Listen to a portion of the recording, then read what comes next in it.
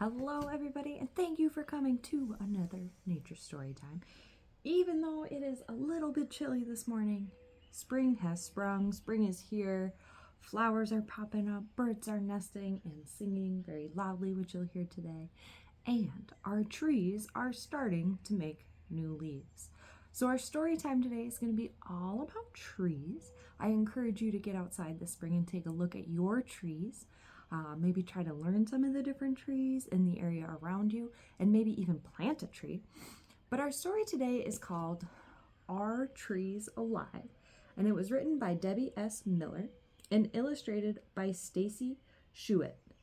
And in the back of this book, the author has included a ton of information about all the trees we're going to see in this story. So instead of reading a paragraph or two about each one at the end, I took a fact from each that I'm going to read to you while we're going through the story. So each page features a tree from a different part of the world. So we'll meet lots of different trees today as we read. Maybe some of these you're familiar with because some are from North America, but a lot are from other parts of the world, so maybe you don't know that. All right, let's go ahead and get started. Are trees alive? Before we get started, an introduction. One day I hiked near a forest with my 4-year-old daughter, Casey. She looked up at a tall spruce tree and asked, "Are trees alive?" I answered yes and explained that trees were living things. She responded, "But how do they breathe? They don't have noses." Her question inspired me to look closely at the features of a tree and compare them to humans. Although trees are plants and humans are animals, we have many similar characteristics. This book describes those characteristics and celebrates some of the magnificent trees that grow on our planet, along with the diversity of life that surrounds them. Trees are special. They are fun to climb and dream beneath. They drop beautiful autumn leaves. They give us fruits, wood, paper, medicines, and foods like chocolate and maple syrup. They provide habitat for countless animals. They help clean pollution from the air. When you walk through a forest, take a close look at the trees around you and say thank you. Remember to treat trees with respect, use them wisely, and recycle. Plant a tree. Each year, more and more trees are cut down. After you read this book, find a good place to plant a tree with your family or class. Give your tree a special name. Watch it grow. And see what kind of animals visit it. To learn more about planting trees in your state, visit the National Arbor Day Foundation's website at www.arborday.org. So we just celebrated Arbor Day, a day dedicated to trees. So let's find out more about them. Long roots wiggle through the soil. They gather water and minerals that trees need to grow. Roots anchor a tree like your feet help you stand. So this is the baobab tree of Africa, and these trees can store 25,000 gallons of water in their trunks. So their roots are really efficient at taking up water, especially in the rainy season in Africa, and then the tree stores that for the dry season where it doesn't get a lot of rain. Really important to wildlife and people.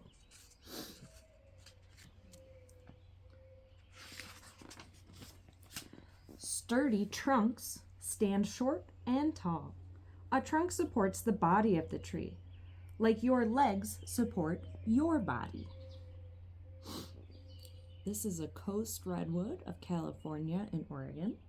These trees can be up to about 370 feet tall, which is about the same as a 37-story building. And they can live for over 2,000 years.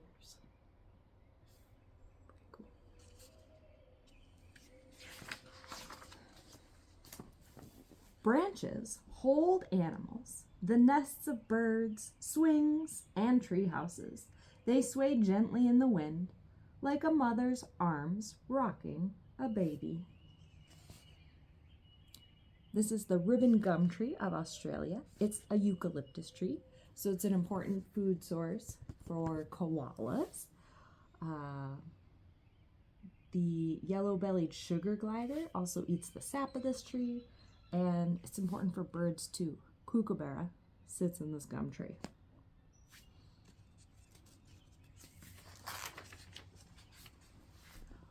Bark is dark or light, rough or smooth, thick or thin, just like people's skin. Bark protects the inside of a tree from harsh weather and insects, like your skin protects you. This is the paper birch of North America, a tree well known to many of us here in the Midwest.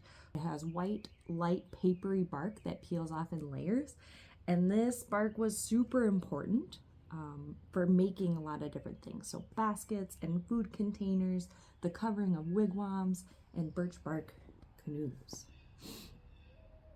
Also very important for wildlife. The crown of a tree reaches for the sky and gathers sunlight. A crown is at the top of a tree, like your head is at the top of your body. The branches and leaves of a large crown give you lots of shade on a hot summer day. So this is the banyan tree of India, and these trees are super cool. They have the largest crown of any tree in the world, and their branches send out these aerial roots, and once they connect with the ground, it makes an extra support system. Because their crown is so big and heavy, they need extra supports, not just one trunk to hold it up. The crown of one of these trees can shade up to 5 acres of land. So they are massive. Very cool.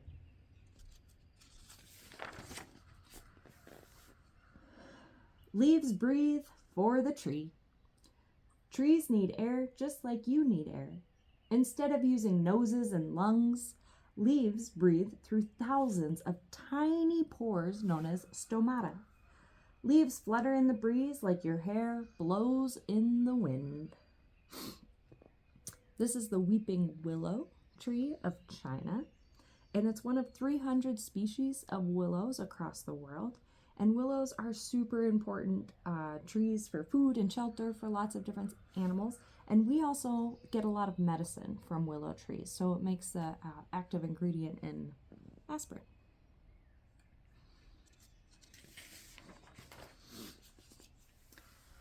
You might know this tree too. Sticky sap travels through small tubes inside the tree, between the roots and leaves. Without sap, the tree could not live, just like your body could not live without blood. Look at the veins in a leaf and compare them to the veins in your hand. Some tree sap is harvested by people. So this is the sugar maple tree of Canada. People collect sap from this tree, and it takes 35 to 40 gallons of sap to boil down into about 1 gallon of syrup. So a tree that we know in the Midwest and up in Canada.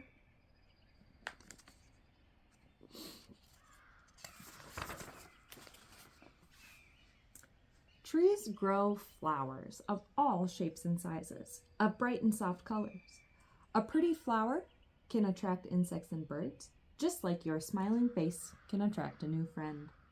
Animals feed on the nectar and pollen of the flowers. They help spread the pollen so that the trees can make seeds and grow fruit.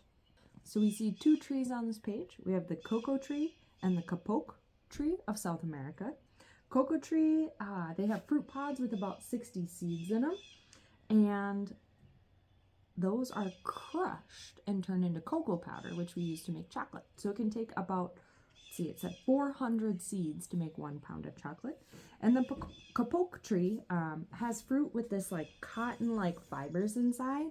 And these are used to make all sorts of things like stuffed pillows and mattresses and toys. And we even use it in like life jackets, life preservers. So lots of uses for these trees. Often pollinated by our bat friends. Some seeds are tiny and fluffy and fly with the wind. Others are protected inside their fruit. The coconut tree grows the largest seed on earth. Seeds sprout and become saplings, then grow up to be trees, just like babies become children and then grow up to be adults. So here we see the double coconut tree of the Seychelles, and this is the biggest seed in the world. Each coconut has 2 fruits in it, and they can weigh up to 50 pounds. Can you imagine a seed weighing 50 pounds?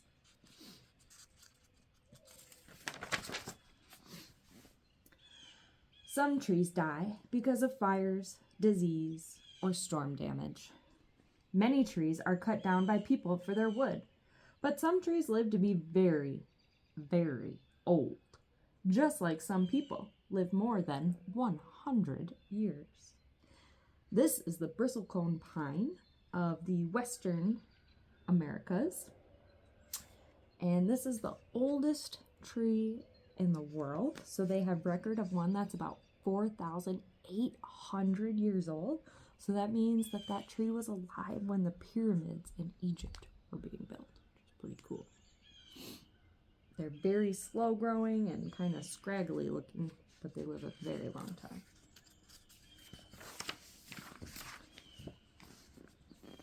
During winter, some trees have bare limbs and twigs that lace the cold sky. This is the time when many trees rest without their leaves. Trees rest too, just like you. This is the major oak of Sherwood Forest in England. It's estimated to be about 800 years old and 23 tons, so it's a big tree.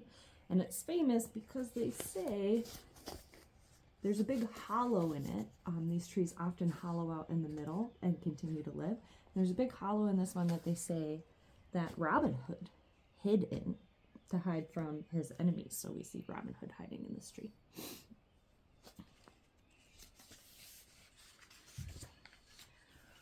When spring comes, the trees awaken from their winter's rest. Leaf buds swell on the branches. Cherry trees blossom. With more sunshine, the trees burst with new life, just like you burst out the door with your friends to play and celebrate spring. So these are the cherry trees of Japan. This tree is very important in Japan.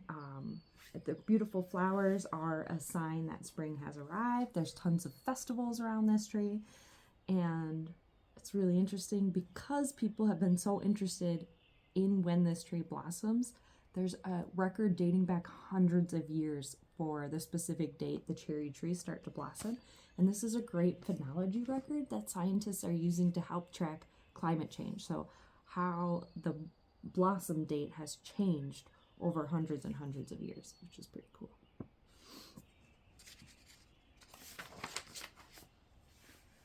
When you picnic under a tree, the forest has a picnic of its own. The sun helps the leaves make food, the rain brings drink, and the wind brings music to the forest. So this is the quaking aspen tree. The music they're referring to, these trees have a flat leaf stem, and it makes them shake or quiver in the wind, and there's a slight rustle sound that you can hear, and they say it's the music of the aspens. The quaking aspen is the largest living organism in the world. So there's one tree in Utah, and it sends up clones from its roots, which is what this tree does. But the one tree covers over 100 acres in Utah. So it's the largest living thing on our planet.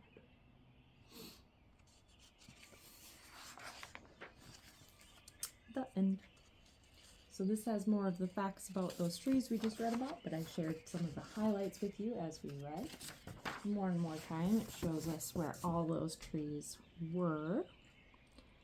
So let's see. We have the bristlecone pine, the quaking aspen, the coast redwood, the sugar maple, the paper birch are in our America trees. Down in South America, we had the kapok tree and the cocoa tree. England, we had the major oak. Europe, we also see the paper birch tree. Africa, we had the baobab tree that stores water. The Seychelles, these islands have the palm with the biggest seed. India, we saw the banyan tree. China, we saw the weeping willow. Japan had the cherry tree. Australia had the eucalyptus or the ribbon gum tree.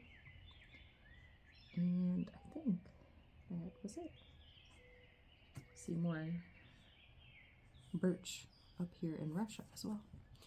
So trees from all over the world. Trees do so many important things for us. This was interesting to try to compare trees to ourselves. So maybe go out on a walk and see what kind of trees you notice. Maybe some of them were in the book. Maybe you'll have to learn some new trees. And think about the parts of a tree and how they compare to you. Maybe plant a tree this spring. I will put some resources down below. And we'll see you again soon for another story time. Bye-bye.